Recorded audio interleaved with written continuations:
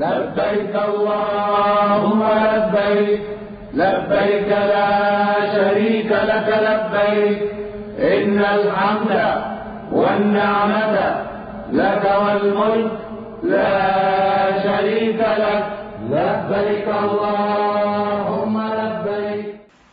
السلام علیکم ورحمۃ اللہ وبرکاتہ. نحمده ونصلي على رسوله الكريم. اما بعد فاعوذ باللہ من الشیطان الرجیم. بسم اللہ الرحمن الرحیم. رب اشرح لي صدری ويسر لي امری واحلل عقدۃ من لسانی یفقهوا قولی. مسجد میں جب داخل ہونے لگے تو سیدھا پاؤں مسجد میں پہلے رکھیں اور یہ دعا مانگے: اعوذ باللہ العظیم وبوجہہ الکریم وسلطانہ القدیم من الشیطان الرجیم. میں شیطان مردود کے شر سے اللہ کی پناہ چاہتا ہوں جو انتہائی عظمت والا ہے. میں اس کے انتہائی معزز چہرے کی پناہ لیتا ہوں اور اس کی ازلی بادشاہت کی پناہ لیتا ہوں. کتنی خوبصورت دعا. پھر بسم اللہ والسلام علی رسول اللہ اللہم اغفر لی ذنوبی وافتح لی ابواب رحمتک. اب آپ اندر داخل ہو گئے مسجد میں. تو مسجد الحرام میں داخل ہوتے ہوئے سب سے زیادہ شوق کس بات کا ہوتا ہے؟ توجہ کدھر ہوتی ہے؟ خانہ کعبہ کی طرف، کہ وہ جس کی تصویریں دیکھ دیکھ کے نہال ہوتے رہے وہ اصل میں کہاں ہے، حقیقت میں کہاں ہے.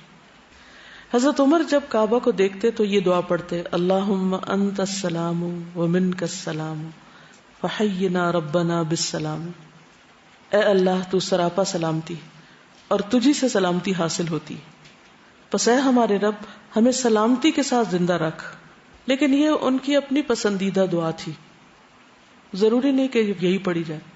تو ہر شخص اپنی اپنی فکر، پریشانی اور اپنی چاہت کے مطابق کوئی بھی دعا پڑھ سکتا ہے. اب آپ سیدھے کعبہ کے پاس پہنچتے ہیں اور طواف شروع کرتے ہیں. طواف کا حکم اللہ سبحانہ وتعالیٰ نے دیا ہے. وَلْيَطَّوَّفُوا بِالْبَيْتِ الْعَتِيقِ.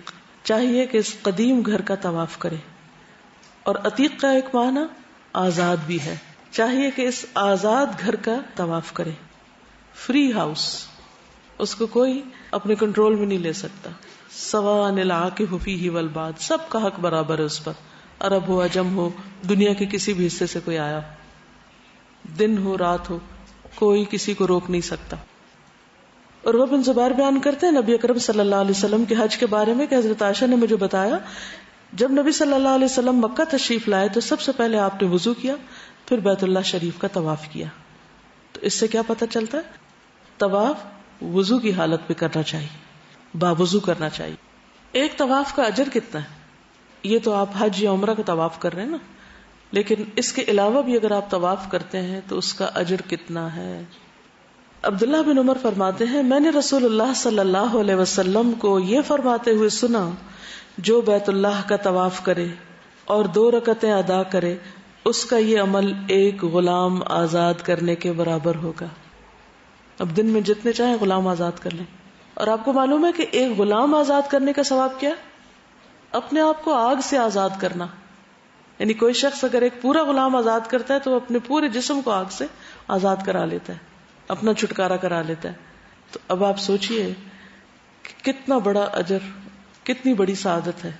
آج کل تو ویسے بھی غلام نہیں ہے اور نہ ہی کہیں سے آزاد کر سکتے ہیں خرید کے یا کچھ کر کے. تو یہ ایک موقع ہے غلام آزاد کرنے کا. اور کیا اجر ہوگا؟ ہر قدم پر 10 نیکیاں جو آپ طواف میں اٹھائیں گے. تو اس لیے چکر بڑا ہو جائے تو بالکل فکر نہیں کریں، اور اگر بھیڑ یا رش کی وجہ سے چھت پہ کرنا پڑے تو بھی غم نہ کریں. ہر قدم پر 10 نیکیاں، 10 گناہ معاف، 10 درجے بلند. ابن عمر کہتے ہیں میں نے نبی صلی اللہ علیہ وسلم کو یہ فرماتے ہوئے سنا ہے: جو شخص ایک قدم بھی اٹھاتا یا رکھتا ہے اس پر اس کے لیے 10 نیکیاں لکھی جاتی، 10 گناہ مٹائے جاتے اور 10 درجات بلند کیے جاتے. جب ہمیں کسی چیز کا اجر و ثواب پتہ چلتا ہے تو پھر اس کام کے کرنے کا شوق بھی بڑھتا ہے اور مشکل کے باوجود بھی انسان کرتا ہے. ورنہ تو لوگ یہاں بیٹھ کے باتیں کرتے رہتے ہیں یا وہاں پہنچ کے بھی کرنے سے باز نہیں آتے کہ ان لوگوں کو دیکھو دیوانے ہو رہے ہیں، باز ہی نہیں آتے، ہر وقت طواف ہی کیے چلے جا رہے ہیں. یہ سب ناسمجھی کی بات ہے، کیونکہ پتہ ہی نہیں کہ ملنا کیا ہے ان کو. وہ تو شاید عقیدت میں ہی کر رہے ہیں، ان کو یہ اجر و ثواب نہ بھی پتا ہو.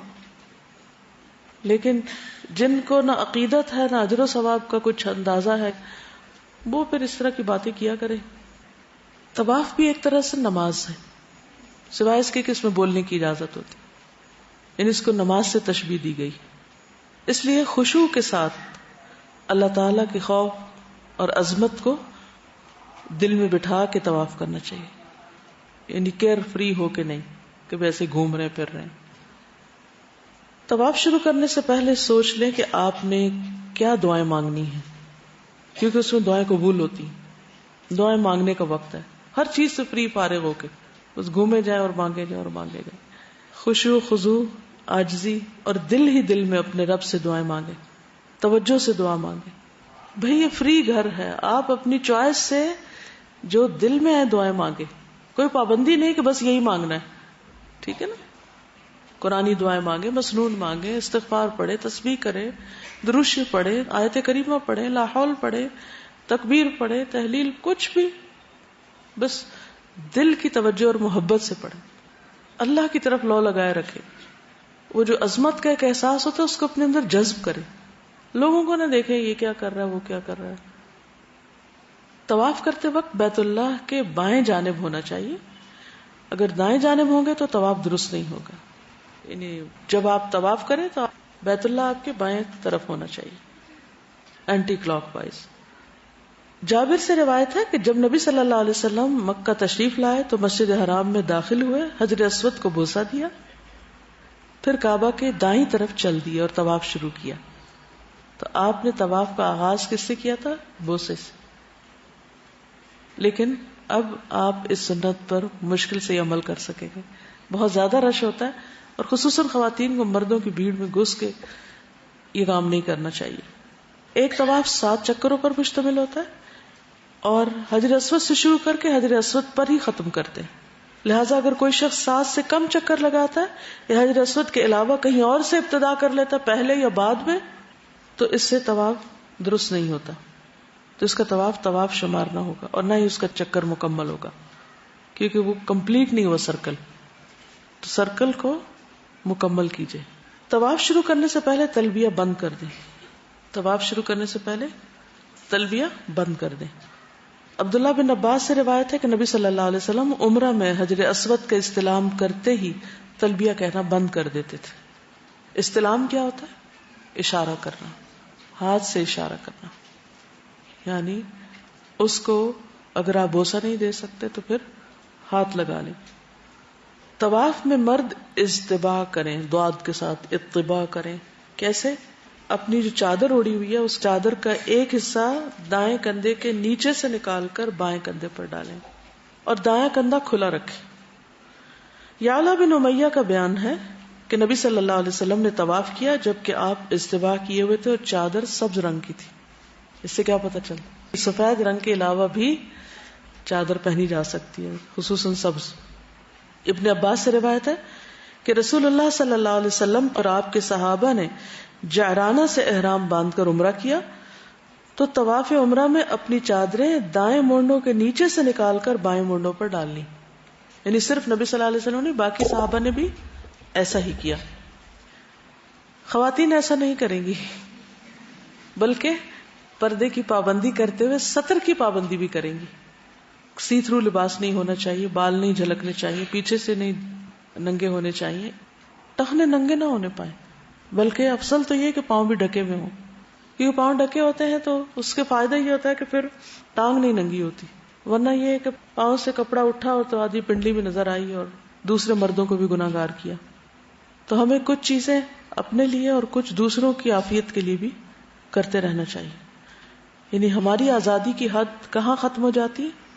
جہاں سے دوسرے کی آزادی میں ہم دخل انداز ہوں، یہ دوسرے کو نقصان دینے لگے. عطا کہتے ہیں کہ جب ابن ہشام مکہ کے حاکم تھے، انہوں نے عورتوں کو مردوں کے ساتھ طواف کرنے سے منع کر دیا تو انہوں نے ان سے کہا تم کس دلیل سے عورتوں کو اس سے منع کر رہے ہو، جبکہ رسول اللہ صلی اللہ علیہ وسلم کی بیویوں نے مردوں کے ساتھ طواف کیا. ابن جریج نے پوچھا یہ پردہ کی آیت نازل ہونے کے بعد کا واقعہ یا پہلے کا؟ انہوں نے کہا میری عمر کی قسم میں نے انہیں پردہ کی آیت نازل ہونے کے بعد دیکھا کہ وہ نبی صلی اللہ علیہ وسلم کے ساتھ طواف کر رہی ہیں. اس پر ابن جریج نے پوچھا وہ مردوں میں کیسے مل جاتی تھی؟ یعنی وہ بھی اور سب گھوم رہے ہوتے. انہوں نے فرمایا کہ اختلاط نہیں ہوتا تھا، یعنی اس طرح مکس اپ نہیں ہوتے تھے کہ آدمی کے ساتھ ساتھ چل رہے ہوں. حضرت عائشہ مردوں سے الگ رہ کر ایک الگ کونے میں طواف کرتی تھی، یعنی ہٹ ہٹ کے کرتی تھی، بیچ میں نہیں گھس جاتی. ان کے ساتھ مل کر نہیں کرتی تھی، یعنی اپنے آپ کو خود بچا کے کرتی تھی. ٹھیک ہے بہت رش میں مشکل ہوتا ہے، لیکن عام دنوں میں جب ہلکا ہو رش تو ایک طرف سے کر سکتا ہے انسان. البتہ عورتیں جب کعبہ کے اندر جانا چاہتی تو اندر جانے سے پہلے باہر کھڑی ہو جاتی، اور مرد باہر آ جاتے تو اندر جاتی، کیونکہ وہ چھوٹی جگہ ہے نا. تو یہ نہیں کہ وہ بھی اندر گئے اور وہ بھی گھس گئی.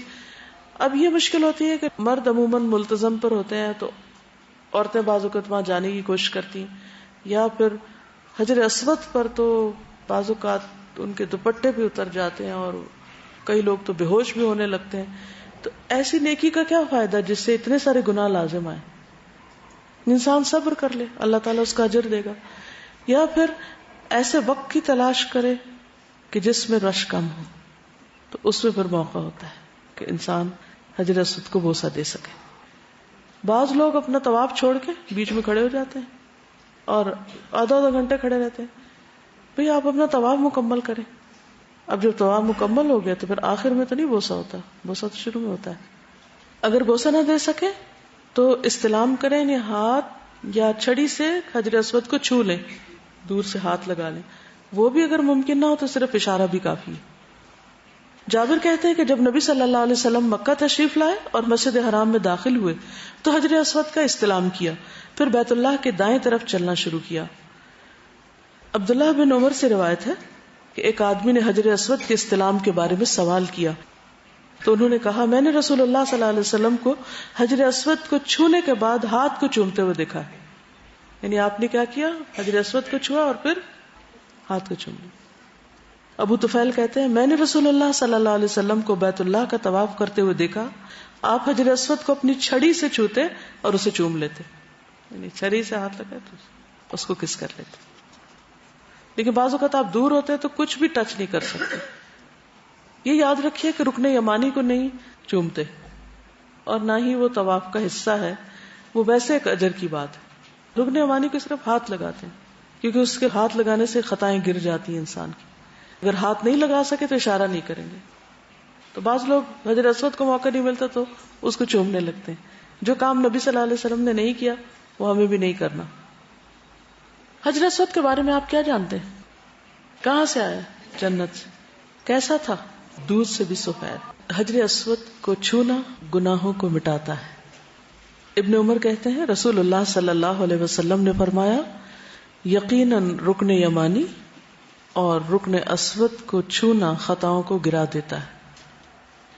مسند احمد کی روایت ہے رسول اللہ صلی اللہ علیہ وسلم نے فرمایا قیامت کے دن حجر اسود اس طرح آئے گا کہ اس کی 2 آنکھیں ہوں گی جن سے یہ دیکھتا ہوگا، اور ایک زبان ہوگی جس سے یہ بولتا ہوگا، اور اس شخص کے حق میں گواہی دے گا جس نے اسے حق کے ساتھ بوسہ دیا ہوگا.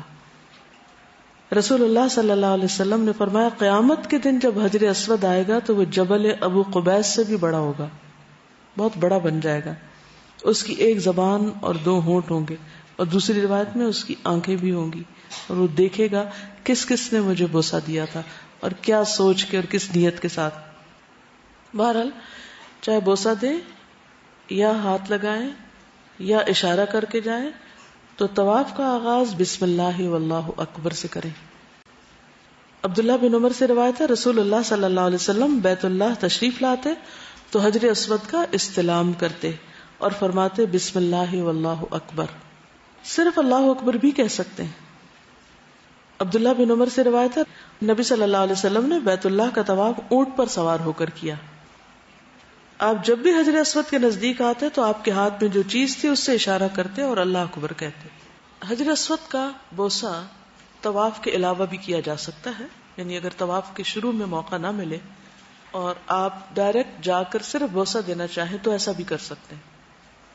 ابن عمر مسجد سے اس وقت تک نہ نکلتے تھے جب تک حجر اسود کا استلام نہ کر لیتے. رکن یمانی، رکن کہتے ہیں کونے کو، یمانی یمن سے ہے. یمن کی طرف خانہ کعبہ کا جو کارنر ہے اس پر اگر آپ دیکھیں تو کعبہ کے اوپر سے وہاں سے کپڑا ہٹا ہوا ہے، تو بس وہ کارنر ہے خانہ کعبہ کا، اور اس پر ہاتھ لگانا ہوتا ہے بس. عمر بن خطاب سے مروی ہے کہ نبی اکرم صلی اللہ علیہ وسلم نے ان کے لیے فرمایا اگر تمہیں خالی جگہ ملے تو حجر اسود کا بوسہ لو، نہ ملے تو اس کی طرف رخ کر کے لا الہ الا اللہ واللہ اکبر پڑھتے ہوئے آگے گزر جاؤ. رکنا نہیں چاہیے. بہت سے لوگ وہاں رک کے بھیڑ کر دیتے ہیں اور 3 دفعہ پڑھ رہے ہوتے ہیں اور لمبے چوڑے اشارے شروع کر دیتے ہیں، جس کی وجہ سے باقی لوگوں کو بہت تکلیف پہنچتی ہے. اور طواف کا ہر چکر بسم اللہ اللہ اکبر یا لا الہ الا اللہ اللہ اکبر سے شروع کر لینا چاہیے. عبداللہ بن عمر کہتے ہیں کہ رسول اللہ صلی اللہ علیہ وسلم ہر چکر میں رکن یمانی اور حجر اسود کو ضرور چھوتے. عبداللہ بن عباس کہتے ہیں رسول اللہ صلی اللہ علیہ وسلم نے بیت اللہ کا طواف اونٹ پر سوار ہو کے کیا اور ہر بار جو بھی چیز آپ کے ہاتھ میں ہوتی اس سے اس کی طرف اشارہ کرتے اور اللہ اکبر کہتے. ایک عورت نے حضرت عائشہ سے کہا ام المومنین چلیے حجر اسود کو بوسہ دیتے، تو انہوں نے انکار کر دیا اور کہا تم جاؤ چومنے، میں نہیں جاتی کیونکہ رش ہے، مردوں میں نہیں جا رہی. عمر بن خطاب سے مروی ہے نبی صلی اللہ علیہ وسلم نے ان کو فرمایا اے عمر یقیناً تم طاقتور آدمی ہو، اس لیے تم حجر اسود پر مزاحمت نہ کرنا، دھکم پیل نہ کرنا، کیونکہ تم طاقتور اور سب کو ہٹا دو گے اپنے ہاتھ سے، تو یہ نہیں کرنا، کیونکہ اس طرح تم کمزور افراد کو اذیت پہنچاؤ گے. اگر تمہیں خالی جگہ ملے تو حجر اسود کا بوسہ لو، اگر نہ ملے تو اس کی طرف رخ کرتے ہوئے لا الہ الا اللہ واللہ اکبر پڑھ کے آگے گزر جاؤ.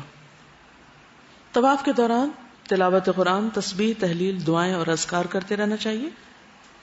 بیت اللہ کا طواف، صفا مروہ کی سعی اور جمرات کو کنکریاں مارنا، یہ سب اللہ کا ذکر قائم کرنے کے لیے ہیں. یہ نبی صلی اللہ علیہ وسلم نے فرمایا.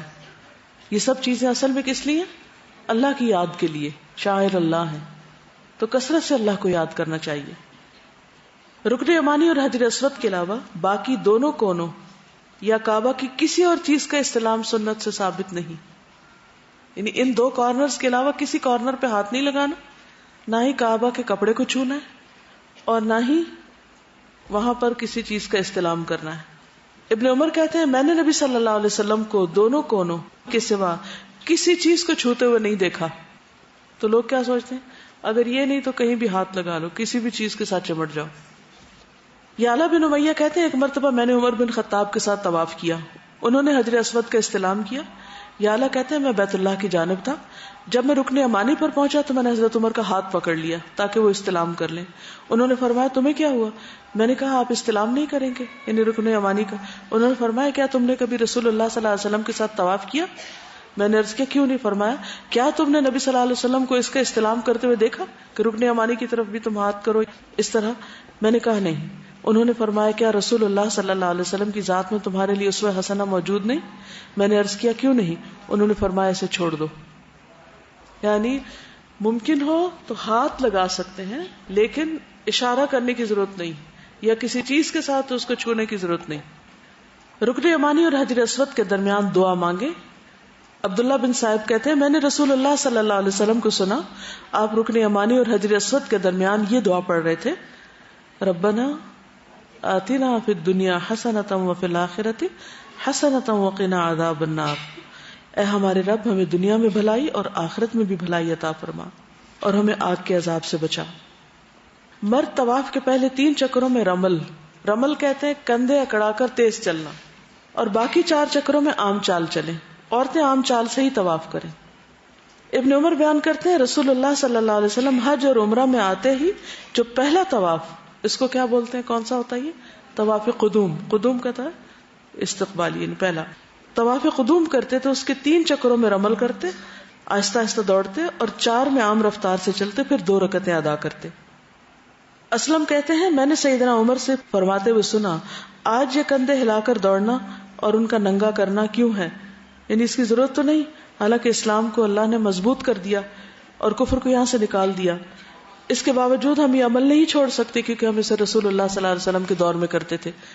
اس کا آغاز کہاں سے ہوا تھا؟ جب مکہ سے مسلمان ہجرت کر کے چلے گئے مدینہ اور کافی عرصے کے بعد واپس آئے تو انہوں نے کہا کہ مسلمانوں کو مدینہ کی ہوا راس نہیں آئی اور یہ بہت بیمار اور کمزور ہو گئے. تو اس پر آپ نے حکم دیا کہ مسلمان پوری طاقت کا مظاہرہ کرتے ہوئے چلیں، اسلام بیمار نہیں ہے. مرد طواف کے پہلے 3 چکروں میں رمل کریں گے اور عورتیں نہیں کریں گی، یہ یاد رکھنے کی بات ہے. دوران طواف نماز کا وقت ہو جائے تو طواف روک کر مرد اپنے دونوں کندھے ڈھانپ کر نماز ادا کریں. رسول اللہ صلی اللہ علیہ وسلم نے فرمایا کسی شخص کو بھی ایک کپڑے میں نماز اس طرح نہ پڑھنی چاہیے کہ اس کے کندھوں پر کچھ نہ ہو. نماز سے فارغ ہونے کے بعد مرد دایاں کندھا پھر کھول لیں. پہلے چکروں کو شمار کرتے ہوئے باقی چکر پورے کر کے طواف مکمل کریں. خواتین بھی نماز باجماعت ادا کریں اور طواف کے باقی چکر بعد میں پورے کریں. یعنی یہ نہیں ہو سکتا مرد نماز پڑھیں اور عورتیں بیچ میں طواف کر رہی ہیں. نماز کی ادائیگی کے دوران صف بندی کی طرف پوری توجہ کریں. فرض نماز کی موجودگی میں کوئی دوسری نماز نہیں ہوتی، لہٰذا اس وقت صرف فرض نماز ادا کریں. طواف مکمل کرنے کے بعد استوا ختم کر دیں. استوا کیا ہوتا ہے؟ کندھا ننگا کرنا. اور احرام، استوا اور رمل صرف عمرہ کے طواف کے لیے. عمرے کے بعد اگر آپ طواف کرنا چاہیں تو یہ تینوں چیزیں نہیں ہوگی. عام طواف میں نہ رمل ہے، نہ استوا ہے اور نہ ہی احرام ہے. احرام صرف عمرے کے طواف کے لیے ہے. ابن عباس کہتے ہیں نبی صلی اللہ علیہ وسلم نے اپنے طواف افاضہ میں رمل نہیں کیا. افاضہ کون سا ہوتا ہے طواف؟ ثم افیضوا من حیث افاض الناس، عرفات سے واپس آنے کے بعد جو طواف کیا جاتا ہے. مسجد الحرام میں طواف اور نماز ممنوعہ اوقات زوال میں بھی ادا کر سکتے ہیں. مسجد حرام کے اندر جو نماز ہے جیسے طواف کے نفل ہے تو یہ ممنوعہ اوقات یعنی زوال کے اوقات میں بھی ادا کیے جا سکتے ہیں.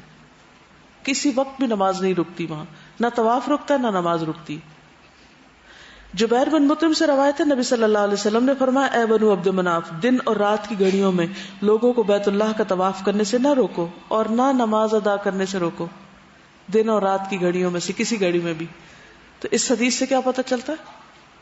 یعنی کسی بھی وقت میں، دن ہو یا رات، سورج نکل رہا ہو یا ڈوب رہا ہو یا دوپہر ہو، اگر آپ طواف مکمل کر چکے ہیں تو آپ 2 نفل پڑھ لیجئے. لوگوں کی سہولت اور آسانی کے لیے طواف حرم کی کسی بھی منزل پر ادا کیا جا سکتا ہے. چند کام جو طواف کے دوران نہیں کرنے چاہیے. طواف کے دوران کیا نہیں کرنا چاہیے؟ بلا ضرورت گفتگو، ٹیلی فون کا استعمال. پوری توجہ طواف پر ہونی چاہیے، بات بھی صرف بھلائی کی یا ضرورت کی ہو.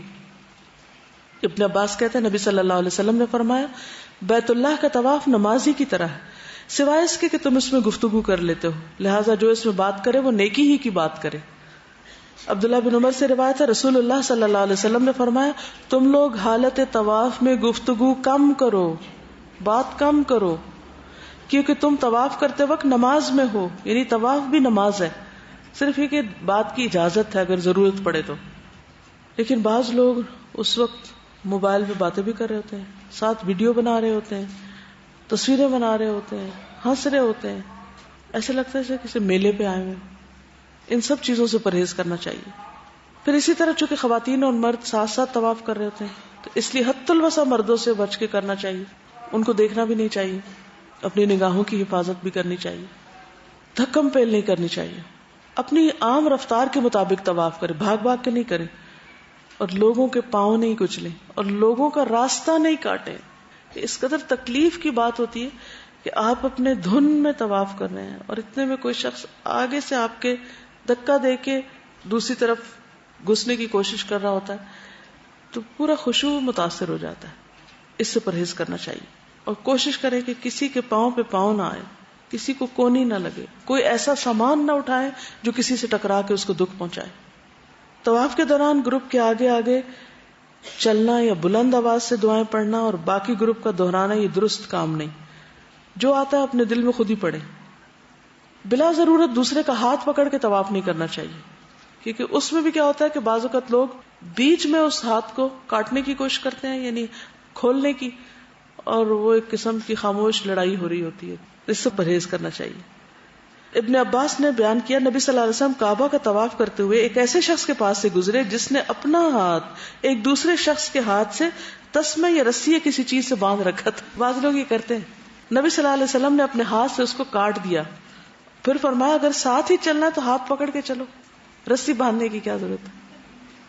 طواف جب مکمل ہو جائے، حجر اسود کے پاس رش ہو تو نکلتے وقت دھکے دے کے نہ نکلے، بلکہ آہستہ آہستہ ساتھ ساتھ چلتے جائیں. جہاں دیکھیں جگہ ملے تو باہر نکلنا شروع کر دیں. تھوڑا اگر لمبا بھی چکر پڑ جائے کوئی عرض نہیں، لیکن کسی کو اذیت نہ دیں.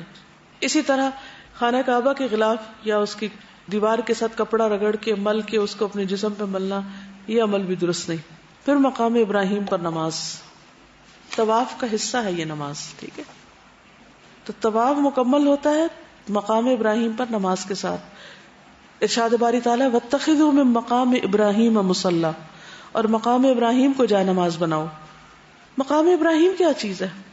نبی صلی اللہ علیہ وسلم نے فرمایا، ابراہیم علیہ السلام نے کہا، اے اسماعیل، تمہارے رب نے مجھے حکم دیا کہ میں یہاں اس کا ایک گھر بناؤں. بیٹے نے عرض کیا، پھر آپ اپنے رب کا حکم بجا لائیے. انہوں نے فرمایا، اور مجھے یہ بھی حکم دیا کہ تم اس کام میں میری مدد کرو. عرض کیا، میں اس کے لیے تیار ہوں. یہ اسی قسم کے اور الفاظ ادا کیے. کیا سعادت مند بیٹا تھا. آج کل کی سعادت کیا ہے؟ آپ کسی سے کوئی کام کہتے ہیں تو وہ صاف نہ کر دیتے، اور اس چیز کو بڑا فخر سمجھتے ہیں کہ نو کرنا سیکھو. یعنی آج کل کے کلچر میں یہ بات بڑے سمارٹ ہونے کی علامت ہے کہ نو کرنا آنا چاہیے. حالانکہ نبی صلی اللہ علیہ وسلم کی عملی سنت کیا ہے؟ آپ سے جب کسی چیز کا سوال کیا گیا تو آپ نے نہ نہیں کی. بعض اوقات آپ نہیں کر سکتے تھے تو کسی سے کہہ دیا، سفارش کر دی. کبھی قرض لے کے کسی کو دے دیا، یا اس کو کوئی راہ دکھا دی کہ یہاں تو نہیں وہاں چلے جاؤ. تو اگر آپ فوری طور پر کسی کا کوئی کام نہیں کر سکتے تو آپ اس سے مہلت مانگ لیں کہ مجھے کچھ ٹائم چاہیے. لیکن یہ کرنا بد اخلاقی بھی ہے، یعنی نو کرنا بد اخلاقی بھی ہے، اور نبی صلی اللہ علیہ وسلم کی سنت کی خلاف ورزی بھی ہے، اور حضرت ابراہیم اور اسماعیل علیہ السلام کے طریقے کے بھی خلاف ہے. اور خصوصاً حج کے موقع پر جب کہ ہم ایک طرف کہہ رہے ہیں لبیک ہمارے، تو یہ لبیک بھی کس کی سنت میں ہے ایک طرح سے؟ اذ قال له ربه اسلم قال اسلمت لرب العالمین. ایک بات آپ یاد رکھیے کہ بعض اوقات آپ اچانک کسی نیکی کے کام پہ نہ کر دیتے ہیں، اور بلیو میں آپ تجربہ کر کے دیکھیں گے کہ آپ سے وہ نیکی کا کام چھن جاتا ہے. اللہ وہ سعادت کسی اور کو دے دیتا ہے. جو کام نہ کر سکے اس پر بھی دل میں یہ تڑپ ضرور ہو کہ یا اللہ میرے پاس وسائل نہیں، اگر ہوتے تو میں ضرور کرتا. غزوہ تبوک کے موقع پر کیا ہوا تھا؟ جن لوگوں کے پاس سواریاں نہیں تھے اور وہ مدینہ میں رہ گئے تھے، ان کے بارے میں آپ نے کیا فرمایا؟ وہ ہر اجر میں تمہارے ساتھ شریک ہے، کیونکہ انہیں عذر نے روک لیا. یہ نہیں ہو سکتا ہم ہر فن مولا اور ہر کام ہم ہی کریں اور جو کوئی کہے وہ کر ہی ڈالے. یہ پاسبل نہیں ہیومنلی، کیونکہ انسان ہے ہم. لیکن ایک طریقہ ہونا چاہیے نہ کرنے کا بھی، یا معذرت کرنے کا، آلٹرنیٹ دے دیں دوسرے کو. غور و فکر کریں، خاموشی اختیار کر لیں، کیونکہ خاموشی سے بھی دوسرا سمجھ جاتا ہے کہ یہ کام نہیں ہو سکتا اس سے. الا یہ کس چیز پہ نہ کرنی چاہیے؟ جب کوئی غلط چیز کی طرف بلائے، حرام کام کی طرف، کسی گناہ کے کام کی طرف، کسی ناجائز کام کی طرف، کسی غیر ضروری اور دین کی مصلحت کے خلاف کسی کام کی طرف، اس پہ نہ کر سکتے ہیں آپ. جیسے حضرت عائشہ کو کسی نے کہا او چلتے ہیں حجر اسود کو بوسہ دینے، تو انہوں نے کیا کیا؟ انکار کر دیا. کیا یہ نیکی کا کام نہیں تھا؟ لیکن اس موقع پر نیکی نہیں تھی. وہ کیوں نہیں تھی نیکی؟ کیونکہ مردوں کے ہجوم میں جانا تھا وہاں، اور ان میں انہوں نے یہ نہیں کہا میں نہیں جاتی، انہوں نے کیا کہا؟ تم چلی جاؤ. ابراہیم اور اسماعیل علیہ السلام کی تو ادائیں خیر فرق ہیں. ان کو تو جب قربانی کے لیے بلایا گیا، ذبح کرنے کے لیے، تو انہوں نے اپنا سر جھکا دیا. فلما اسلما، دونوں نے ہی سر جھکایا.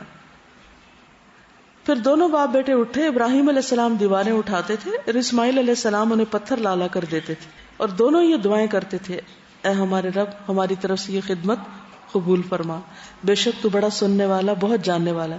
جب دیوار بلند ہو گئی اور ابراہیم علیہ السلام کو پتھر دیوار پر رکھنے میں مشکل پیش آئی تو وہ مقام ابراہیم کے پتھر پر کھڑے ہوئے، اور اسماعیل علیہ السلام ان کو پتھر اٹھا اٹھا کر دے رہے تھے نیچے سے، اور ان دونوں کی زبان پر یہ دعا جاری تھی، ربنا تقبل منا انک انت السمیع العلیم. تو اس پتھر کے اوپر ابراہیم علیہ السلام کے قدم کے نشان اب تک محفوظ ہیں. صحابہ کی اس مقام سے بہت وابستگی تھی، محبت تھی. عمر کہتے ہیں میری 3 باتوں میں جو میرے منہ سے نکلا میرے رب نے ویسا ہی حکم دیا، یعنی جو میں نے بولا اللہ نے ویسا کر دیا. میں کہہ رہی تھی نہ مت کرو ورنہ محروم ہو جاؤ گے. تو یہاں پر 3 باتیں ان کی منہ سے نکلی کہ ایسا کاش ہو جائے. تو وہ ویسا ہی ہو گیا. ان میں سے ایک یہ ہے کہ میں نے کہا تھا یا رسول اللہ صلی اللہ علیہ وسلم اگر ہم مقام ابراہیم کو نماز پڑھنے کی جگہ بنا سکتے تو اچھا ہوتا. اس پر یہ آیت نازل ہوئی وَاتَّخِذُوا مِن مَّقَامِ إِبْرَاهِيمَ مُصَلًّى. یہ ابراہیم علیہ السلام کہ اس جگہ کے پاس حضرت عمر کی خواہش تھی کہ اسے نماز کی جگہ بنا دیا جائے. ان کی سجیشن تھی, اللہ تعالیٰ نے قبول فرما لی. نبی صلی اللہ علیہ وسلم نے فرمایا حجر اسود اور مقام ابراہیم جنت کے یاقوت ہیں. اگر بنی آدم کی خطاؤں اور گناہوں نے اسے نہ چھوا ہوتا تو مشرق اور مغرب کے درمیان جو کچھ ہے اسے روشن کر دیتے, اور جو معذور اور مریض اسے چھوتا اسے شفا دی جاتی. یعنی یہ شفا کا باعث بھی ہوتے. یہ اللہ تعالیٰ کا فضل ہے, جس چیز میں چاہے شفا رکھ دے. لیکن چونکہ گناہگار انسانوں کے ہاتھوں نے ان کو چھوا تو گناہوں کا جو اندھیرا تھا, جیسے دل پہ اندھیرا ہوتا ہے, یہ دل پہ سیاہی ہوتی ہے, اس نے ان کو سیاہ کر دیا. تو اب اگر آپ حجر اسود کو دیکھیں تو واقعی وہ سیاہ کالا پتھر ہے. اور اسی طرح مقام ابراہیم بالکل سفید نہیں ہے, روشن نہیں ہے. ٹھیک ہے, چلیے اب اجازت. سبحانک اللہم و بحمدک اشہد ان لا الہ الا انت استغفرک و اتوب الیک.